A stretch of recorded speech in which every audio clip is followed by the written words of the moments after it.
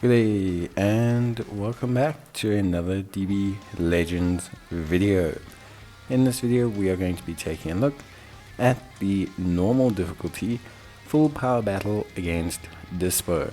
So for those of you who don't know, I usually cover all of the difficulties in separate videos just so people have a briefer and more concise guide on how to take on that difficulty, as well as a little bit of a more in-depth look at the team that I'm using at the time.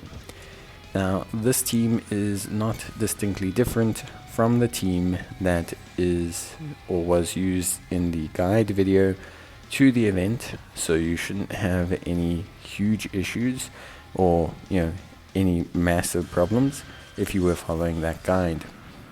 Now, a couple of things just as a heads up. Obviously, for those of you who don't know, the full power battle, basically, to cut a long story short, is an incredibly straightforward kind of event. You will whittle the boss down over time, damaging him and, just basically like attacking him with your 4 units. He doesn't usually fight back too much. Main predominant reason being is he's surrounded by 4 people at the same time, so it makes it a little bit difficult to kind of like just fight back, or like for him to get any semblance of control, which is fine. Realistically speaking, we don't really want to have him have like any major semblance of control. Once you are at the phase where the little red bar pops up, like you can see right now, you're going to want to use the abilities that have little gold borders around them. Those are your all-out strike and your all-out rush attacks. These attacks do quite considerable damage. You're going to want to obviously tap for the blasts and time it right for the strikes. Save any blue cards you have as well and use them before you perform the rising rush.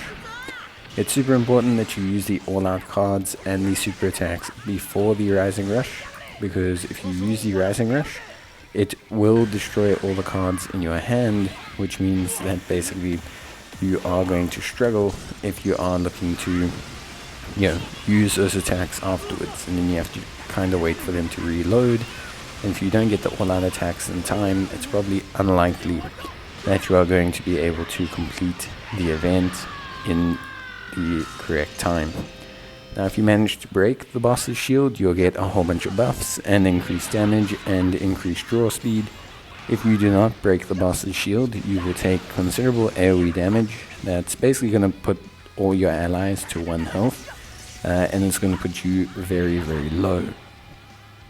Now, the big thing here, at least at this phase, is if they are low on health, it makes it very difficult, because the less units you have, the less powerful your all-out rush is, which isn't like ideal to a certain extent, and also it means they're far more susceptible to dying during this phase where you need to dodge the attacks. The good news is the boss can be defeated during the red bar phase. It's not a shield that basically stops you or anything. It doesn't prevent you from defeating the boss, so you shouldn't have any major issues from that side of things. Beyond all of that, I think that basically covers everything you need to know. Hopefully you guys enjoyed the video, and I'll be back with a guide for the hard difficulty. Bye.